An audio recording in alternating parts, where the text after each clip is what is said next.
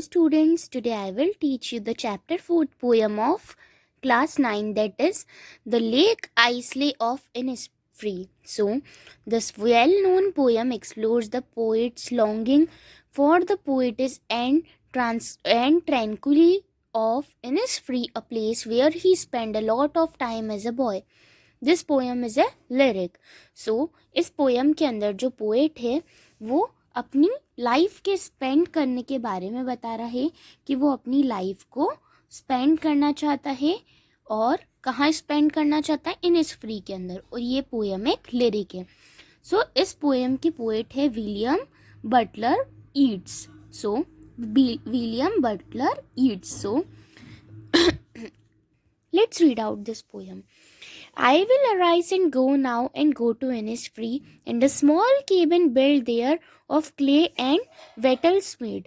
9 bean roons will I have there, a hive for the honeybee and leave alone in the bee glade. So, जो poet है वो बताता है कि इसमें वो अपने लिए जो मिट्टी होती है और जो छोटी छोटी सी जो स्टिक्स होती है उसका एक वो रूम बनाएगा और जिसका यूज़ वो जो वहाँ की कैबिन्स होती है उनकी वॉल्स, और जब वहाँ पर जो अर्थक्वेक आ जाता है या बाढ़ आ जाती है तो उनके लिए करेगा.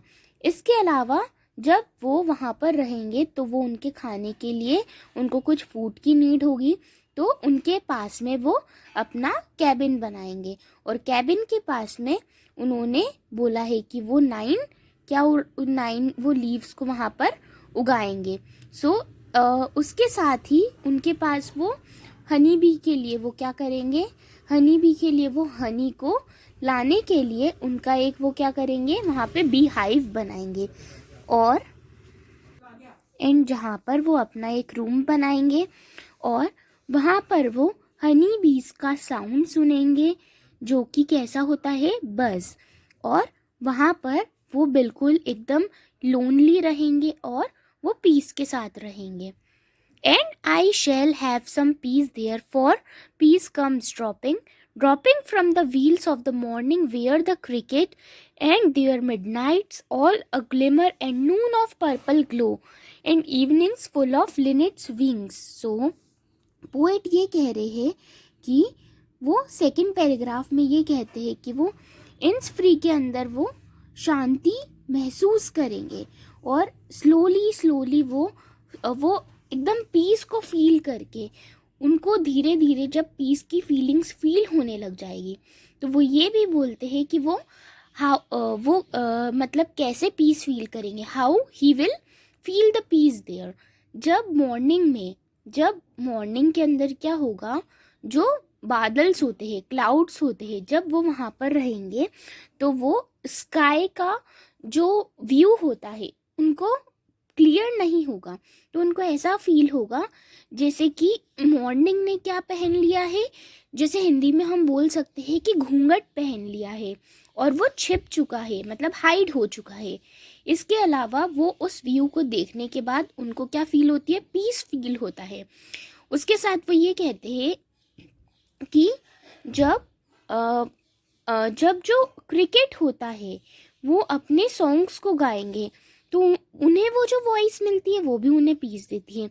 एंड मिडनाइट के अंदर जब वो स्काई के अंदर वो उनको स्टार्स को देखेंगे जो शाइन कर रहे होते हैं, ब्राइट होते हैं, उनकी शाइन, उनकी ब्राइट, उन्हें उससे भी पीस मिलता है. एंड दिन के अंदर जब जो सन होता है उसकी ब्राइटनेस से, उसकी रोशनी से उनको जो शाइन मिलती है वो भी उनको क्या देती है, पीस देती है. एंड इन द इवनिंग जब वो स्काई में बर्ड्स को उड़ते हुए देखते हैं तो उससे भी उनको शांति फील होती है, पीस फील होता है. In the third paragraph, I will arise and go now for always night and day I hear the lake and water lapping with low sounds by the shore, while I stand on the roadway or on the pavement's grey, I hear it in the deep hardcore.